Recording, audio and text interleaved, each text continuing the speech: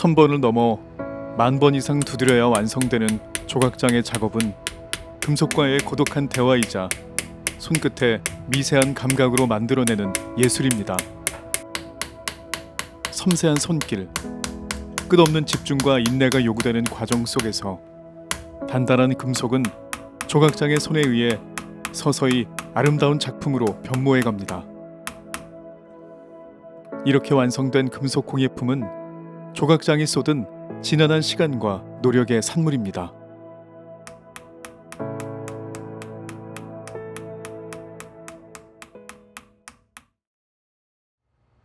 조각장은 금속 기물의 표면을 두드리거나 깎아 문양을 새기거나 표면을 아름답게 장식하는 기술을 가진 장인을 지칭합니다.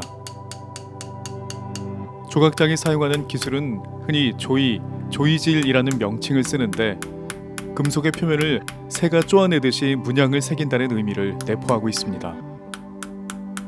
또한 조각장은 상감 기술도 사용합니다. 상감은 조이질에 새긴 홈에 색이 다르고 무른 금속을 집어넣어 색채와 문양의 장식 효과를 높이는 기술입니다. 조각장은 이런 기술을 통해 장신구, 의식용 기물, 불교 관련 금속 공예품을 제작합니다. 조각장의 기술은 선사시대부터 존재했으며 고대 삼국시대와 통일신라시대 유물에서 정교한 발전 과정을 확인할 수 있습니다. 고대 문헌에서도 금은재 공예품 제작에 대한 기록이 남아있어 전문 장인의 존재를 짐작케 합니다. 조각장이라는 명칭이 문헌에 등장한 것은 고려시대부터로 조각장은 왕실의 의복과 기물을 제작하는 장야서에 소속되어 왕실의 물건을 제작했습니다. 유물에서는 통일신라시대부터 이어진 경향과 당시 동아시아 전역에 걸쳐 유행한 고부조 타출, 문양 선각 후 부분 도금을 한 모습이 동시에 나타나 전통적인 기술과 의장을 계승하면서도 당시의 유행과 소비 문화를 함께 반영한 조각장의 작업을 확인할 수 있습니다. 조선시대 조각장의 기술은 민간에서도 널리 활용되었습니다. 금속 표면에 장식을 새기는 기술은 조선시대에도 필수적인 공예 기술로 많은 유물에서 그 흔적을 볼 수 있습니다. 19세기 말 대한제국과 일제강점기에는 한성미술품 제작소와 이왕직 미술품 제작소에서 조각장들이 은재 공예품 제작을 이어갔으며 민간에서는 금, 은재 공예품 공방을 중심으로 조각장의 기술이 계승되었습니다. 그리고 고대부터 이어진 조각장의 조각 기술은 경기도 무형유산 박봉현 조각장을 통해 오늘날까지 이어지고 있습니다. 경기도 무형유산 박봉현 조각장은 아버지 박기원 장인에게서 조각 기술을 전수받았습니다. 아버님께서는 강점기 때, 일제 강점기 때 그 궁에서 나오신 윤원자 식자 쓰시는 선생님께서 조이하고 상강 기술을 보유하고 계셨었는데 아버지께 조이하고 상강 기술을 전수를 시키셨어요. 그 다음에 해방 전에 중림동에 있는 김동환 상점이라는 곳을 윤원식 선생님하고 같이 들어가셔가지고 거기에서 김복길 선생님이라는 분을 만나게 됩니다. 그래서 그분 선생님한테 폐물하고 장신구 같은 걸 다 배우신 거죠. 박기원 조각장은 뛰어난 세공 실력뿐만 아니라 섬세한 조각 실력을 겸비한 장인이었습니다. 현재까지 남아있는 박기원 조각장의 작품에서 박기원 조각장의 섬세한 솜씨를 엿볼 수 있습니다. 아버지께서는 제가 어렸을 때 경화당이라는 곳에서 총괄 책임자로 계셨었을 때입니다. 그래서 이제 이 기물부터 금으로 된 그 장신구, 비녀, 놀이개 모든 것을 다 아버지가 직접 만드시고 또 지휘를 하셨다고 해요. 그리고 나서 경화당에 계시다가 나오셔가지고 개인 사업을 하셨었어요. 그러다가 친구분들 몇 분이서 이제 아버지가 하셨는데 친구분들이 이제 몇 분을 같이 이제 오시라고 그랬고 하시게 된 거죠. 그게 곽 선생님 부친이신 곽상진 선생님, 저런 이제 아저씨 그랬는데 그분, 그다음에 이제 서울 무형문화주셨던 김원택 선생님, 원택이 아저씨, 그 두 분하고 같이 하셨었어요. 국가무형유산 곽홍찬 조각장은 박기원, 곽상진, 김원택 세 조각장의 작업실에서 조각을 배웠습니다. 세 장인과 함께 작업하며 쌓은 경험은 곽홍찬 조각장의 조각 세계에 큰 자양분이 되었습니다. 근데 제가 어렸을 때니까요. 이제 말씀드린 거는 이제 그때 워낙들 이제 세 분이 기술들이 좋으신 분들이니까 외부에서는 그랬다고 그래요. 뭐냐면 그 세 분이 이렇게 신성 같은 분이 세 분이 거기 모여 있다고는 얘기를 했대요. 그래서 그 실력들이 굉장히 출중한 분들이라 그 당시에 뭐 저는 이제 그냥 있는 그대로 말씀드리면은 저희 아버지는 좀 이게 좀 뭐냐면 조각하는 게 손이 좀 굵고 뭐 거침없이 이렇게 하는 조각을 좀 하시는데 그 선생님은 박기원 선생님 굉장히 섬세해요. 그 조각 자체가 굉장히 섬세하게 좀 다르죠, 이게 하는 게. 그래서 저는 이제 이쪽 아버지 것도 있고 선생님 것도 이제 양쪽에 다 보니까 그걸 보면서 이제 그것을 지금 제가 이제 국가문화 조각전을 가는데 굉장히 도움이 된 거죠, 그런 부분들이. 처음에는 이제 거드름이라고 그러죠. 이제 아버님이 이 문양을 새기면은 문양 사이사이에 이 바탕 대비를 시키기 위해서 다른 정을 사용을 하게 돼요. 그러면 이제 처음에는 그거를 시키셨는데 그 시키시는 이유가 이 감각을 익히라고. 근데 아버지는 항상 당신이 먼저 문양을 새기세요. 그래 놓고 옆에서 해봐. 그래서 아버님이 그렇게 하신 거에 어느 정도 흡사하면은 이제 그 대신 이제 그다음부터는 연습을 해라. 그래가지고 계속 반복. 한 문양을 만약에 학을 했다. 그러면 아버지가 한 번을 해서 아버지의 흐름대로 나올 때까지 10번이고 20번이고 계속. 그 다음에 이제 정발이라고 그래요. 정의 이 간격. 새가 모이를 탁탁탁탁탁 쪼듯이. 그거 간격. 그런 거를 이제 유심히 보시고, 공근정이라고 이제 문양을 새긴 다음에 그 바탕을 찍는 동그란 정이 있어요. 아주 쬐끄만 거. 그게 얼마나 정확하게 찍히느냐에 따라서 평가를 해주시고. 그러니까 그런 걸 아주 기초를 될 때까지 계속 반복을 시키셨어요. 그러니까 어설프게 배우지 말아라. 이왕 배우려면 아주 남들이 못 따라올 만큼 배워라. 기초가 튼튼해야 된다 그래가지고 반복을 많이 했었어요. 반복. 박봉현 조각장이 금속 표면에 정을 사용해 원하는 문양을 섬세히 새기기까지는 아버지 밑에서 수없이 반복되는 연습을 거쳤습니다. 그 결과 박봉현 조각장은 2021년 경기도 무형유산 조각장으로 지정되었습니다.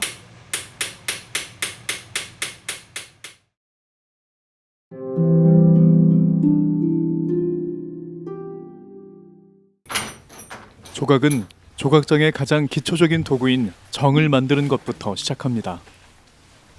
지금 할 작업은 이 문양을 새기기 위해서 필요한 정을 만드는 과정인데요. 정을 만들기 위해서는 우선 열풀림을 해서 어느 정도 마취질을 해서 모양을 잡은 다음에 줄로 이제 모양을 다듬어가는 과정이 되겠습니다. 그래서 지금은 불을 피워서 이 정 재료에 열풀림을 하는 과정을 지금 하도록 하겠습니다. 먼저 정으로 만들 쇠를 달굽니다. 이렇듯 쇠를 달구는 작업을 열풀림이라 합니다.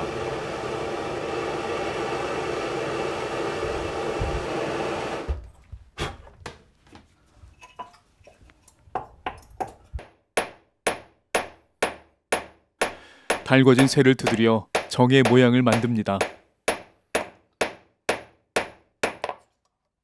이제 어느 정도 두께가 나왔으니까 이 상태에서 이게 식은 다음에 줄로 이제 두께랑 모양을 다듬어 가면 되겠습니다.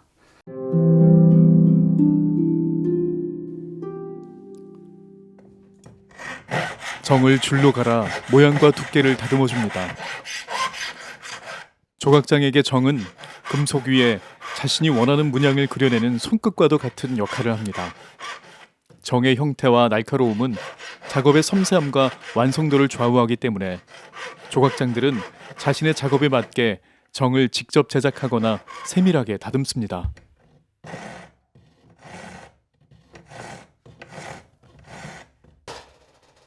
한마디로 정을 자유자재로 다루는 능력이 조각의 완성도를 결정짓는 중요한 요소입니다.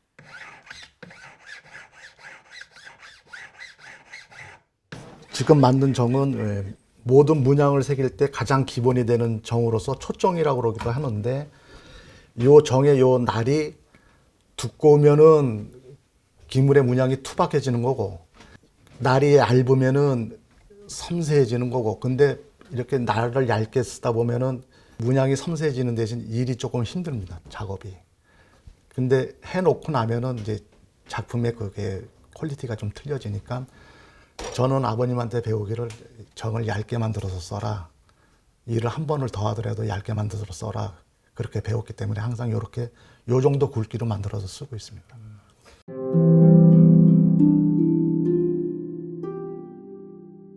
상감할 때 쓰는 정은 이제 저는 그 기존의 교과서적인 방식은 이제 밑면을 좌우로 넓히는 정을 쓰시는데, 물론 이제 부친께서도 그런 정을 쓰셨습니다. 그러다가 이게 좀 빠지는 경향이 좀 많으니까 정을 다시 한번 연구를 해보자 하셔가지고 이제 우리만의 독특한 정을 이제 만들게 된 거죠. 그래서 이제 지금은 그런 그 상감할 때 제가 주로 쓰는 정을 한번 만들어 보도록 하겠습니다.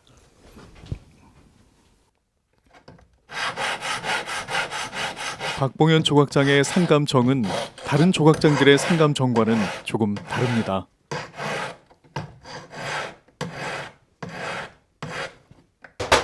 이렇게 갈고 나서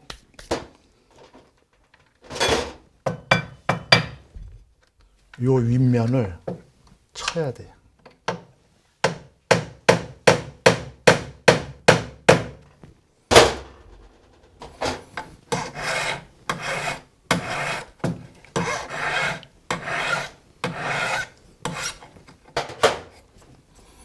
요게 이제 제가 주로 쓰는 상감정을 완성한 거거든요. 그러니까 이거를 만들 땐 요 각도도 중요하고, 은선을 받기 위한 굵기가 있거든요. 0.51 정도. 그러니까 그거에 어느 정도 맞춰갖고 이 정을 만드는 게 중요하죠. 그리고 나서 여기를 밑면을 이 정으로 줄로 때려준 이유는 여기를 아주 미세할 정도로 약간 넓혀주는 겁니다. 대장간에서 이렇게 두들기면 쇠가 이렇게 넓어지듯이 그 원리를 하는 건데, 이게 박히면은 안 나오기 때문에, 밑면이 넓은 거니까 박히면 안 나오기 때문에 미세하게 그러니까 자기만의 감각으로 이걸 만들어야 돼. 무조건 친다고 똑같아지는 게 아니니까. 그래서 이거는 자기가만의 이 경험이 쌓여야지 되는 거니까, 이거는 뭐 어떻게 보여드리는 거는 보여드리는 건데, 경험을 쌓여야 이걸 만들 수 있는 것 같아요. 그러니까 저도 이걸 쓰면서 계속 손질을 하면서 쓰는 거거든. 대신 기존의 방식대로 옆면을 벌리는 것보단 이게 깊이가 더 깊이 들어가니까 나중에 그 상감을 하고 나서 마무리를 졌을 때 그 착색을 시키고 나서 전체적으로 상감의 문양이 나타나는 과정은 이 정을 썼을 때가 훨씬 더 낫다고 봅니다. 제 생각에는.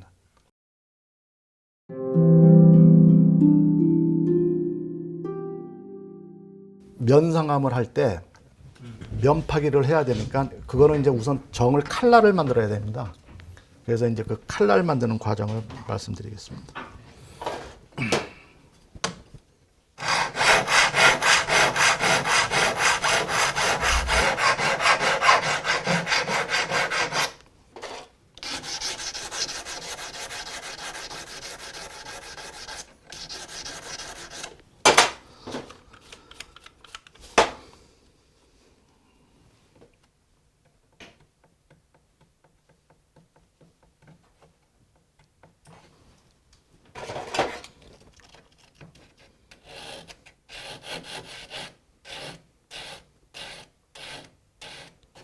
요거는 이제 면상감을 할 때 쓰기 위한 면파기 정으로서 요거를 이제 정의 끝부분을 각도를 서로 다른 각도를 줘서 날카롭게 만드는 정입니다. 면의 밑면을 파기 위해서. 그리고 나서 이 윗면을 조금 더 이렇게 약간 동그스름하게 굴려준 이유는, 이걸 면파기를 들어갈 때 모서리 부분이 있어요. 꼭지점이 만나는 모서리 부분. 그럼 이 정이 똑같은 각도로 있으면은 그 모서리 부분을 파낼 때 제대로 파내지가 않기 때문에 이 윗면을 더, 밑면은 넓되 윗면은 아주 좁게 만들어서 모서리 부분까지 깊이가 정확하게 들어갈 수 있도록 하기 위해서 이 윗면을 약간 각을 넣어주면서 동그스름하게 만들어주는 이유입니다. 네, 이 정은 이제 아버지께서 쓰시던 정인데 이게 그 양쪽 면이 서로가 다 틀리거든요. 근데 이 정을 기본으로 해서 모든 정이 파생이 되는 겁니다. 그러니까 이 정에서 초점도 나올 수 있고 이 정에서 각도를 달리하면은 제가 원하는 작품을 쓸 때 여러 형태의 정이 나오는 거거든요. 그러니까 아버지께서는 이 정을 굉장히 중요시 하셔가지고 정 만드는 거를 이 정을 모티브로 해서 정을 만들어 쓰라고 항상 그러셨거든요. 그래서 이 정을 제가 가장 소중하게 생각하는 정입니다. 그 기물의 형태가 다양하니까 이게 손을 넣는 각도가 여러 각도가 나오거든요. 그러니까 이 정을 기본으로 해서 각도를 다양하게 주고, 여기 이제 옆면이 홈이 파여진 이유도 이런 면에서 옆면이 안 파져 있으면 이렇게 되는 거랑 이 옆면이 파여 있을 때 이렇게 되는 거랑은 틀리거든. 손목 놀림도 틀려지고, 그러니까 조각을 하다 보면은 손목도 잘 돌아가야 되거든. 그러니까 그런 거를 다 맞추기 위해서 아버님께서는 이 정을 만들어 주셔가지고 항상 이 정을 제일 중요시 하라고 그랬어요. 다양한 작품을 원활하게 하기 위해서는 이런 각도가 필요하다, 그렇게 해갖고 이걸 하나 만들어 주신 거거든. 그래서 내가 작품을 할 때 요걸 기본으로 해서 수시로 이제 여기 앉아서 정을 바꾸는 거죠. 쓰시다가. 정을 만드는 과정은 단순한 도구 제작을 넘어 세대를 거쳐 내려온 기술과 지혜가 응축된 전통의 한 부분입니다. 조각장은 오랜 시간에 걸쳐 쌓아온 경험을 정에 담아내 왔습니다.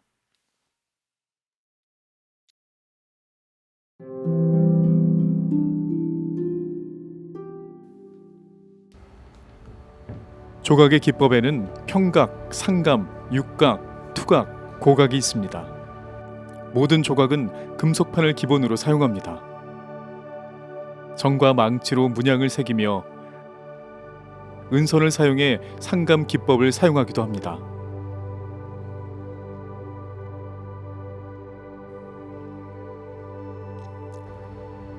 조각 작업은 먼저 동판 위에 문양을 그리는 것에서 시작됩니다.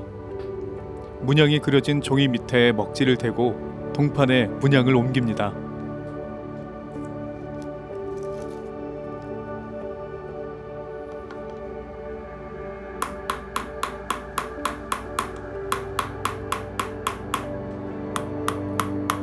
평각은 선각, 조이질이라고도 부르며 금속판에 음각을 새기는 기본적인 조각 기법입니다.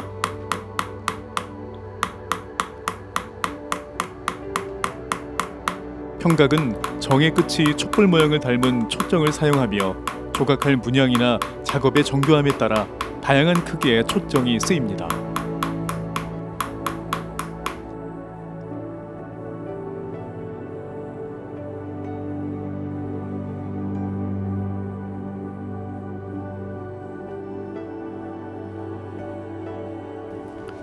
상감은 금속 표면에 선 모양의 홈을 파고 그 안에 은이나 금과 같은 무르고 색상이 다른 금속선을 채워 넣는 기법입니다.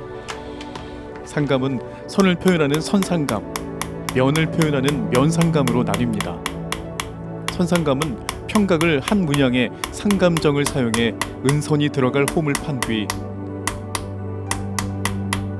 다짐정으로 은선을 밀어 넣습니다.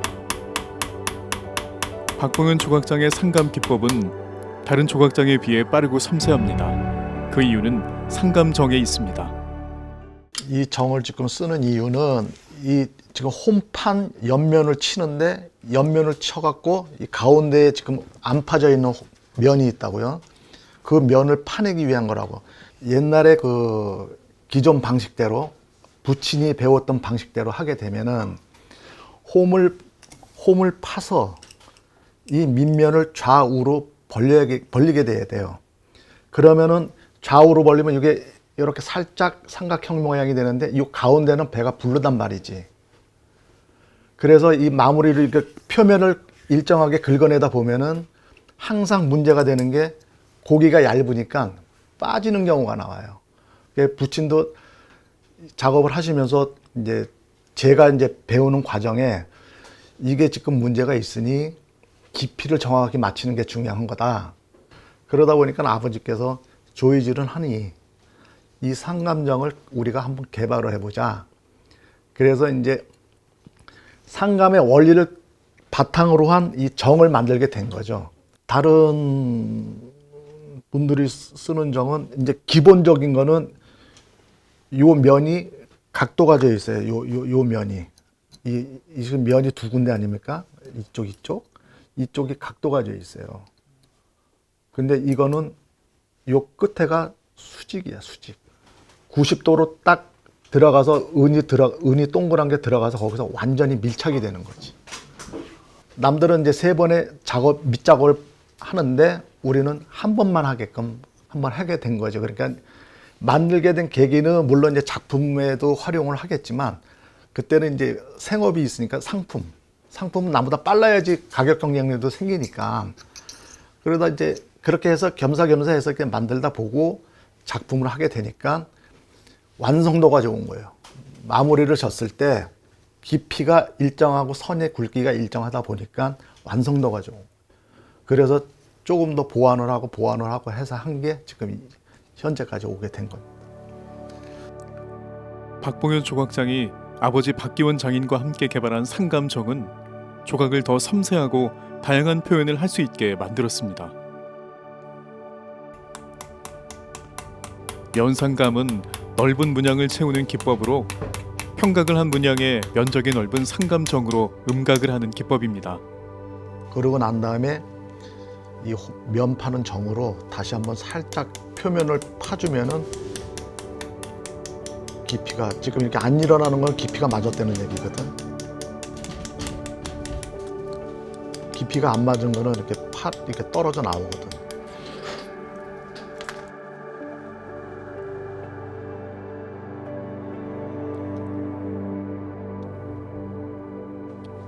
이후 홈의 면적에 따라 몇 가닥의 은선을 넣고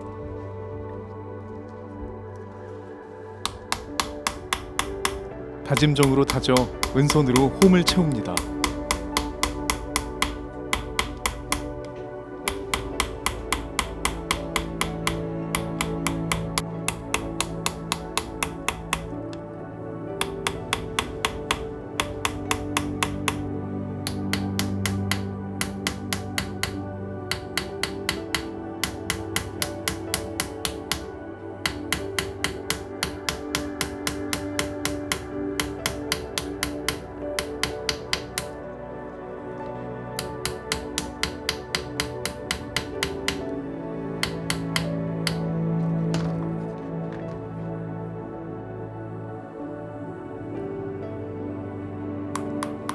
육각은 금속을 다져 문양을 만드는 기법입니다.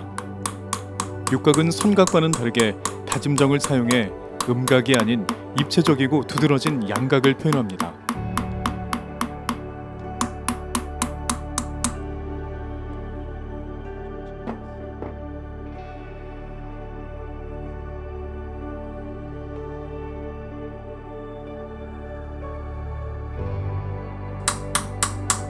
투각은 금속의 정으로 문양을 따내는 조각 기법입니다. 정으로 재료의 일부분을 깎거나 문양을 따내는 기법입니다. 칼처럼 날카로운 칼정을 이용해 금속의 문양을 따내어 조각합니다.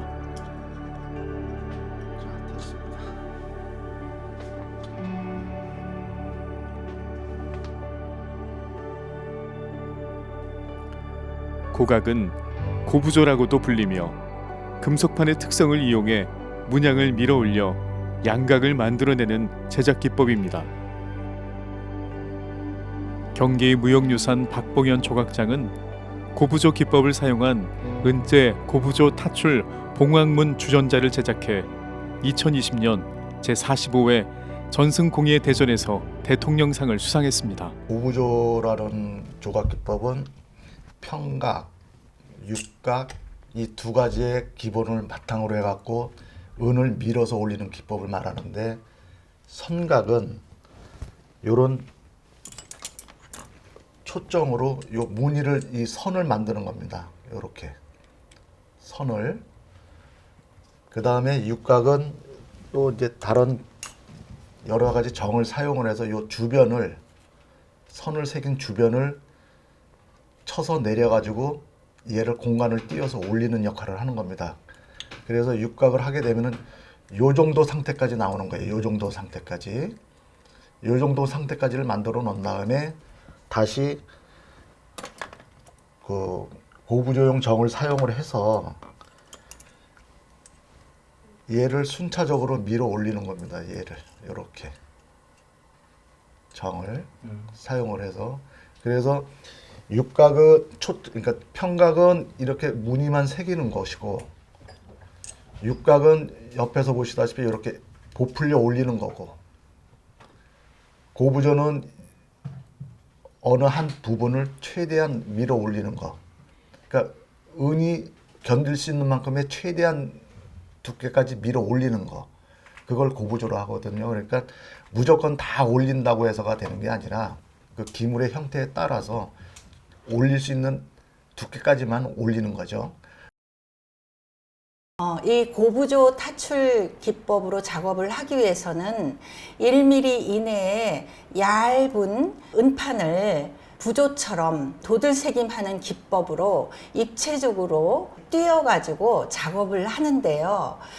작품을 하기 위해서는 금속공예품을 제작하는 대부분의 기술이 여기에 응집되어 있습니다.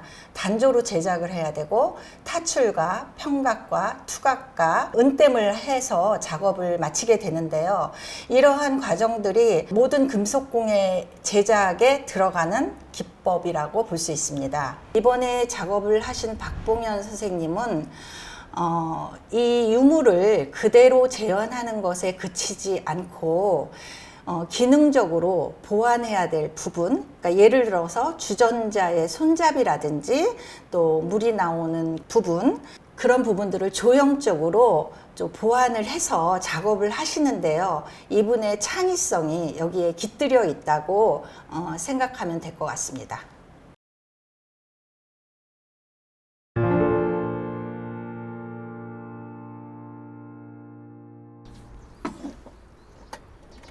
제작 과정의 시작은 감탕을 만드는 것으로 시작됩니다. 감탕은 금속기물 내부를 채워 금속이 충격의 형태가 변하지 않도록 탄력 있게 지지하는 역할을 합니다.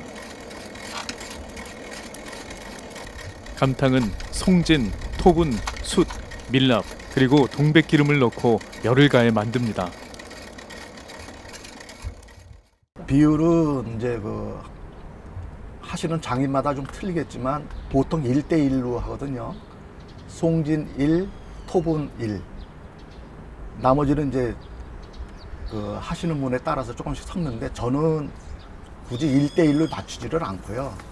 만약에 상감을 하게 된다 하면은 단단해야 되거든. 그러면 토분을 좀 더 많이 넣고, 만약에 이제 육각을 친다 그러면은 약간 더 물러야 되기 때문에 토분을 좀 더 덜 넣고, 그런 식으로 제가 이제 하는 작업 기분에 따라서 농도를 좀 조절을 하고 있습니다. 먼저 송진을 넣고 약한 불로 서서히 녹입니다.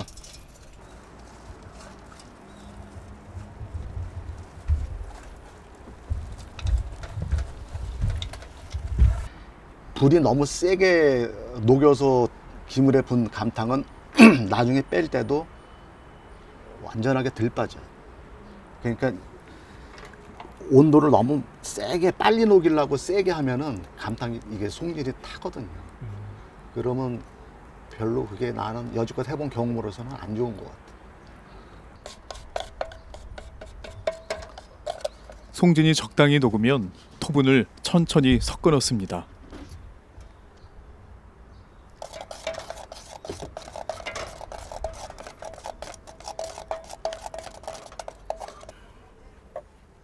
이제 숟가루를 조금 첨가를 하겠습니다.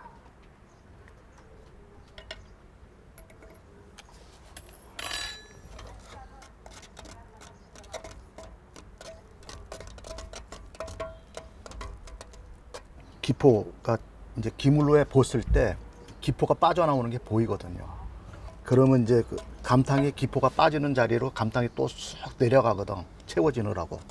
그러면 이제 차후에 또 감탕을 녹여서 빈 자리를 이제 채워 넣는 거죠. 기포 때문에 이제 내려간 자리를 채워 넣는 거지.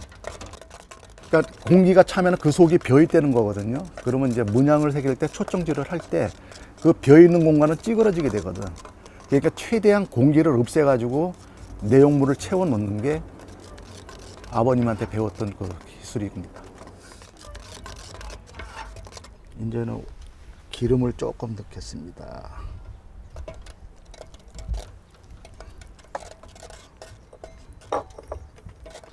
밀랍도 조금 넣고요.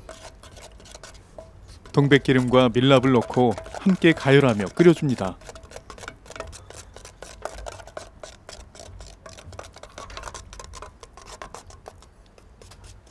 감탕이 적당히 끈적거리고 점도가 생길 때까지 충분히 가열합니다.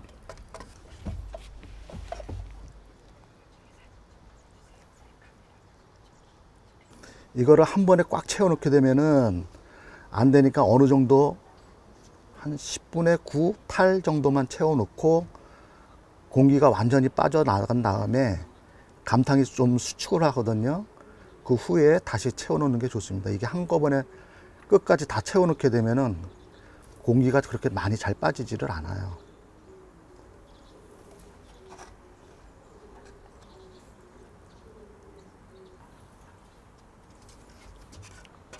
요것도 덜 채워주는 이유가 나중에 이제 나무에다가 감탕을 만들어서 얘를 다시 붙여야 되거든요.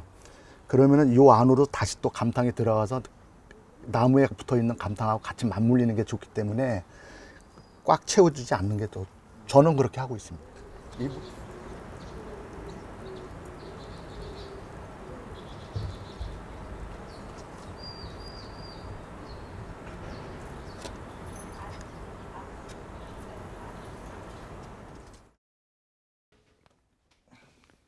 기물 속 감탕이 충분히 굳은 걸 확인하고 밑그림을 그립니다.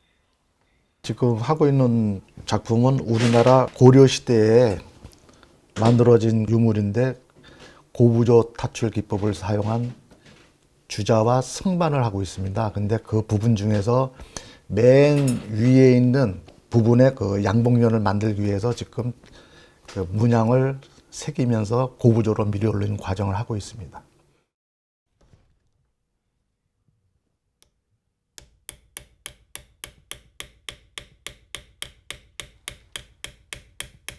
먼저 평각으로 기물에 조이질을 해 문양을 만듭니다.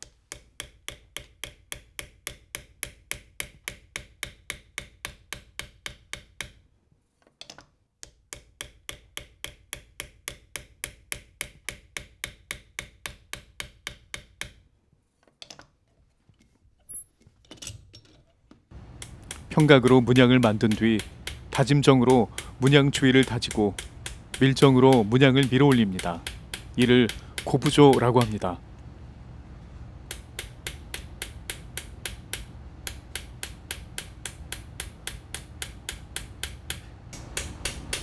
다짐정으로 문양 주위를 다져 문양을 도드라지게 합니다. 여기서 육각의 제작 기법이 사용됩니다.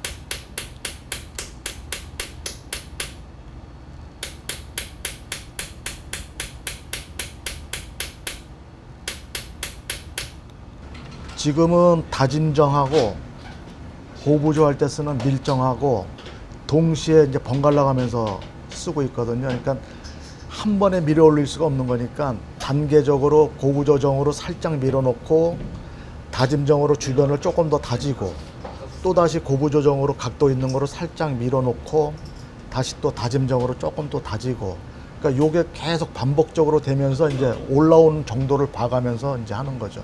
이게 어느 정도까지 올라오면 그만둬야지, 이게 올라오는 범위가 다 틀리거든. 그러니까 요 범위에서는 어느 정도까지 올리면 된다, 그게 나오니까 그 범위까지만 끌어올리려고 지금 하고 있는 겁니다.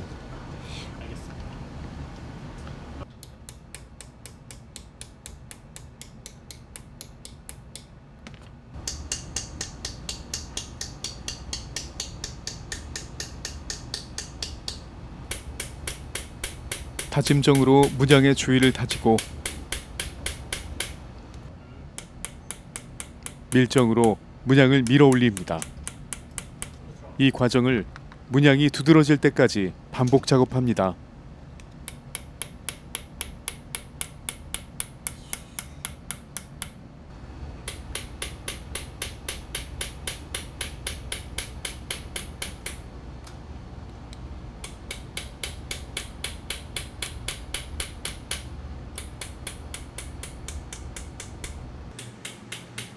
조각장의 작업은 고독 속에서 금속과 마주하는 시간입니다. 홀로 하나하나 문양을 새기는 과정은 마치 금속과 대화하는 것과도 같습니다.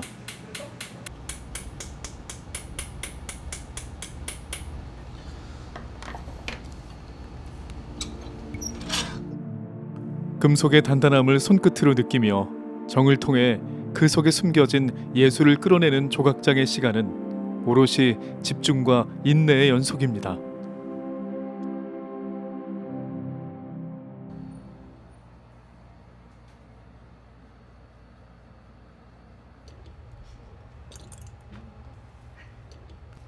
양복년의 맨 윗 장식을 제작하고 다음 장식을 작업합니다.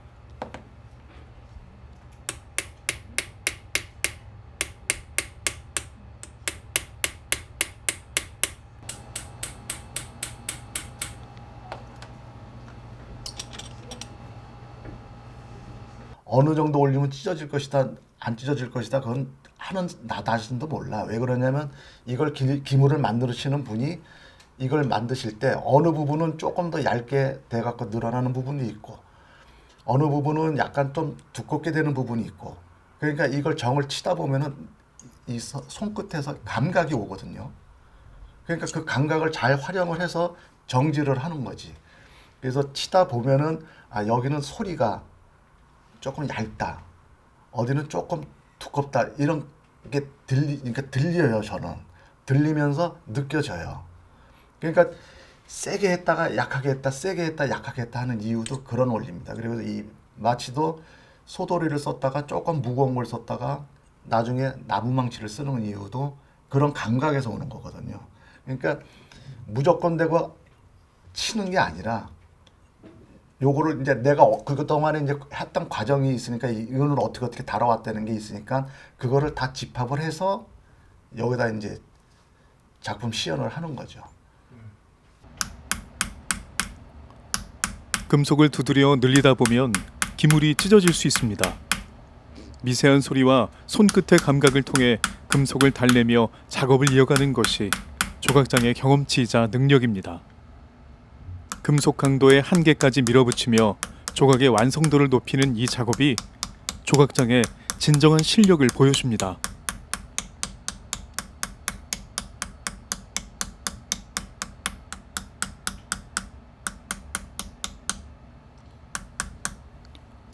원하는 형태로 기물을 들어 올리려면 다양한 정을 사용해야 하고 정을 적절한 각도로 맞춰 두드려야 합니다. 한 번의 실수가 공든 노력을 망가뜨릴 수 있습니다. 따라서 정을 치는 소리를 잘 들어야 하고 미세한 손끝의 감각에 주의를 기울여야 합니다.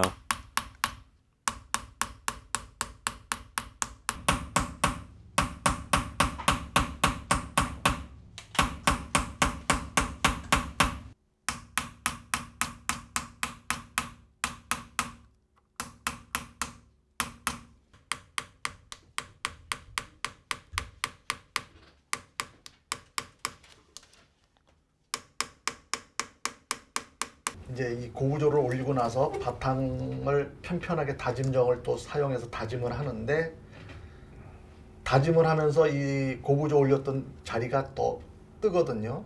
뜨면은 정지를 했던 그 선이 무너질 수가 있어. 쇠정을 대면은 공간이 어느 정도 떠 있기 때문에 파고 만들어서 찢어진단 말이에요. 그러니까 요 사슴뿔로 이렇게 치면은 이 잃어버렸던 라인이, 뭉툭해졌던 라인이 좀 살린다고, 나중에 마무리를 쳐놓고 보면은. 그래서 요 사슴뿔을 사용하고, 나무는 이제 자기가 이제 감각이 있을 때, 야 이거는 사슴뿔로 쳐도 찢어지겠다, 그러면 나무로 치는 거지. 나무로 하면은 좀 덜해요, 또 사슴뿔보다. 그래서 나무 정도 만들어 놓고 쓰고 있는 거예요. 이렇게 해주는 게 이게 아무 효과가 없는 것 같은데 그게 아니라고.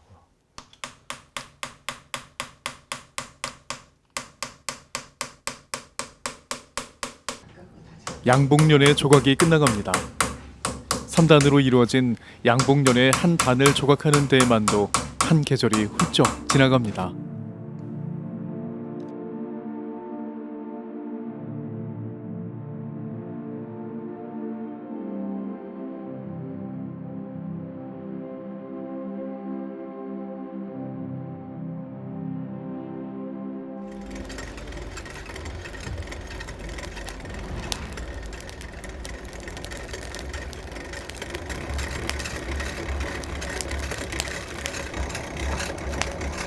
조각이 끝난 양복년에 감탕을 뺍니다. 감탕을 뺄 건데 이 감탕대에서 기물을 분리를 시켜야 되거든요. 그러면은 요 마취로 나무 대를 감탕대를 치면은 진동에 의해서 이게 분리가 돼요. 그 다음에는 이제 열을 가해서 감탕을 녹여야죠. 붓기의 역순으로, 붓는 거의 역순으로 감탕을 녹이면서 이제 빼내는 거죠.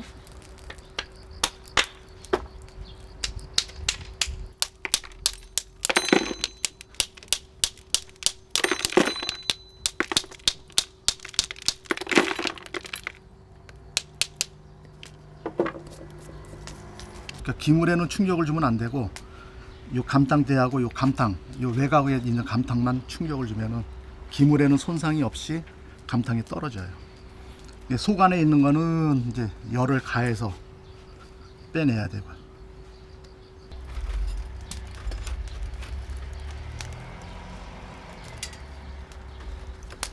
기물 위에 달군 숯을 올려 감탕을 녹입니다.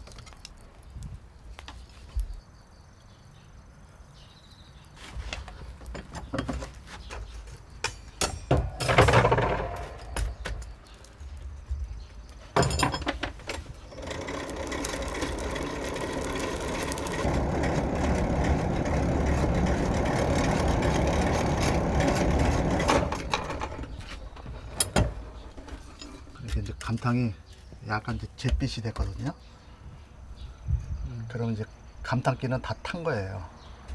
그리고 이제 나중에 요거 이제 물로 식은 다음에 물로 잿가루만 빼내면 되는 거죠.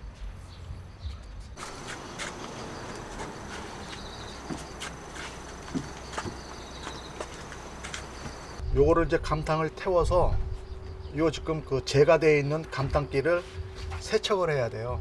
은을 조금 달궈서 유산에다 넣으면은 이게 빠져나오거든요. 근데 그거를 이제 몇 번 반복을 해야겠죠. 그래서 몇 번 하고 나서 요 안에 이제 조그만 찌꺼기가 남는 거는 모래를 섞어가지고 닦아내면은 그 찌꺼기가 다 빠져나오니까 그런 작업을 좀 해보겠습니다. 기물을 불에 달군 뒤 유산에 넣습니다.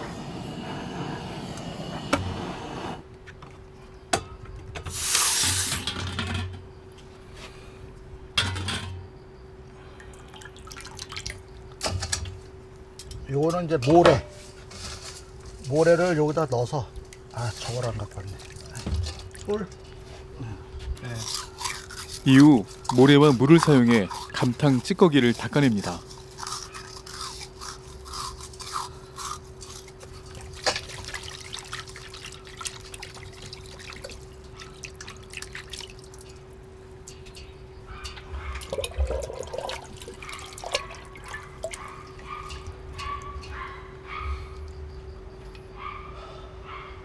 요 맨 모서리 여기 나온 만큼 홈이 생겼으니까 그 모서리에 박혀 있는 걸 빼내야 되는데 그거는 붕사칠을 해요. 붕사칠을 해서 열을 좀 가한 다음에 유산에다 넣고 다시 또 한번 닦은 다음에 다시 또 붕사칠을 하고 유산에다 넣고 이거를 한 대여섯 번 반복하면은 은도 깨끗해지고 안에 있는 조그마한 찌꺼기도 다 빠져나와요.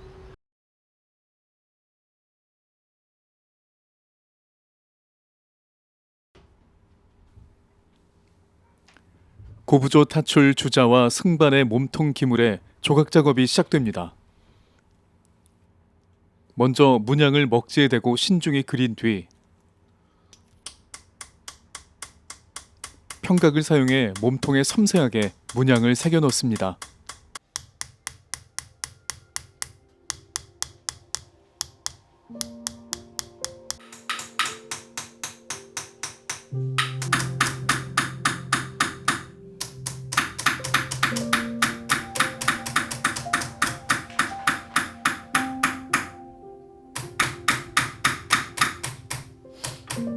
처음에는 그냥 취미로 배우기 시작했는데 재밌더라고요. 그냥 제가 치는 만큼 이게 변하잖아요, 기물이. 그냥 그런 게 매력 있게 느껴졌고, 또 뭔가 아빠가 하는 그 모습을 보면서 저도 좀 자연스럽게 그렇게 된 것 같아요. 그냥 아버지는 저한테 계속 반복해라 그거밖에 말씀 안 하셔가지고, 그래서 내 걸로 만들으라는 얘기가 제일 많이 하신 이야기 중 하나였습니다. 저는 그냥 그 기술이 좀 더 단단해지는 게 제일 목표고, 그러려고 연습 많이 하려고 하고 있습니다. 박봉현 조각장의 솜씨를 빼닮은 전수자 박지우 씨는 2024년 경기도 공예품 대전에서 고부조 타출 기법을 이용한 은제 고부조 타출 다관으로 은상을 수상했습니다. 제가 언제 한번 본 게 민화인데, 민화도 되게 전통적이고 대중들이 그렇게 막 썩 다가갈 수 있는 분야는 아니잖아요, 요즘 젊은 사람들이. 근데 되게 힙하게 컬러 선택도 그렇고 되게 힙하게 만든 작품들이 많더라고요. 그래서 저도 그냥 전통 문양뿐만이 아니라 대중들이 원하는 그런 디자인이나 이런 게 많이 변했으니까 그런 디자인들을 좀 넣어서 젊은 층도 좀 쉽게 다가갈 수 있게끔 흥미를 좀 느꼈으면 해서 그렇게 한번 디자인을 해보려고 합니다. 여기서부터 이렇게 오는 거예요. 여기서부터 쭉 내려갔다가 일로 와야 돼요. 무슨 얘기인지 알겠지? 박봉현 조각장은 자신의 아버지에게 배운 기술을 이제 딸 박지우 전수자에게 전하고 있습니다. 그렇지.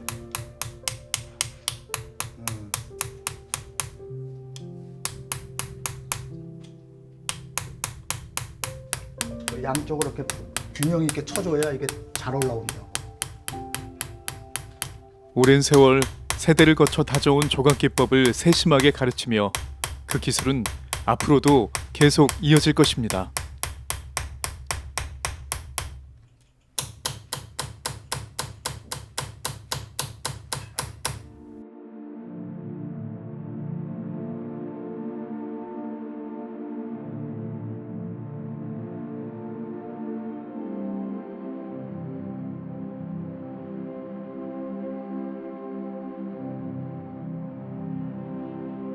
승반은 이제 이것도 마찬가지로 문양을 다 새기고 나서 여기서 이제 투각으로 따내는 거고, 따내서 여기 문양을 다 새긴 다음에 이렇게 여기다 이제 붙여요.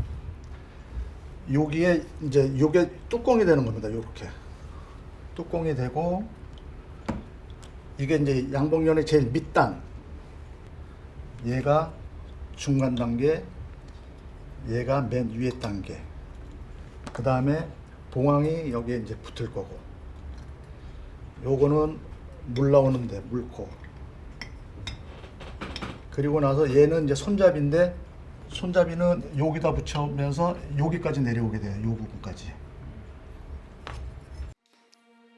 은제 고부조 타출 주자와 승반이 완성되려면 아직 많은 노력과 인내의 시간이 필요합니다.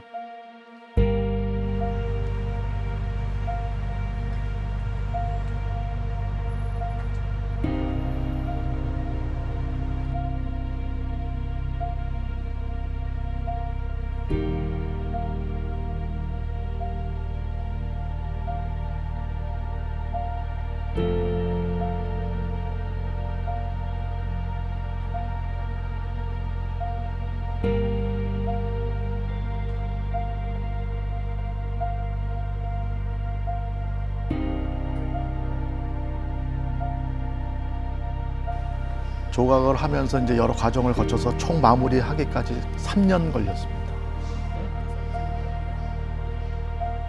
후련하기도 한데 아쉬운 면도 있고, 이게 또 다음에는 또 어떻게 구상을 해야 지금 나와 있는 작품보다 더 화려하고 더 기법이 더 잘 녹아날까, 그런 지금 생각을 하고 있습니다.